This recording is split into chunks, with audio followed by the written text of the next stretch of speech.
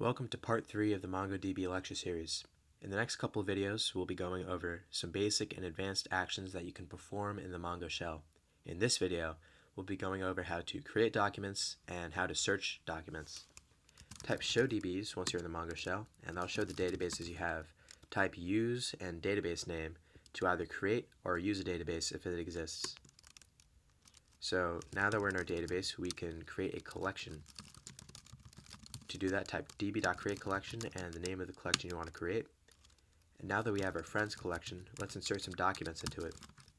To do that, use db.friends.insert, and in here you put in a JSON object. So let's make a name property where the value is John and an age property where the value is the number 23. Great. Now if we do db.friends.find, we'll see the document we've just created. Let's insert a few more documents in here. Let's make a Mary whose age is 25 and a Bob whose age is 24. Now we have all three of our friends.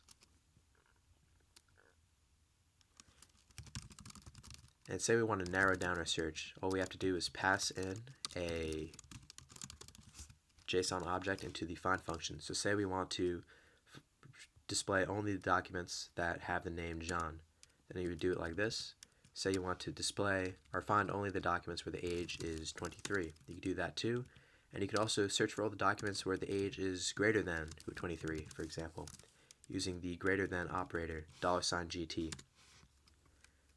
So $GT is an example of an operator that you can use. There's a whole lot of them, and I'm not going to go over all of them. So you can find, if you're curious, all of them on docs.mongodb.com. So that's the basic usage of the find function for narrowing down your search. Say that you also want to narrow down the number of fields that are returned. So for example, I want to hide the name field. To do that, you pass in two arguments into the find function. The first is your search term, and the second defines the fields that you want to display. So I want to just display age. And here you see that _ID is still returned. That's because by default you have to explicitly define for MongoDB to hide it. So you set that to 0. I should also mention that _ID is a unique identifier that's automatically inserted into new documents by MongoDB. Say we want to sort our results. Well, we just append a .sort. And we specify that we want to sort in ascending order of age, like that. Or we could use -1 for descending order. Pretty simple. And finally, say that we want to limit the number of results we get back. So if we do an empty find, we get 3 results back. Whoops. But say we only want 1 result, then we would do something like .limit of 1, and we only get 1 document back, or .limit of 2.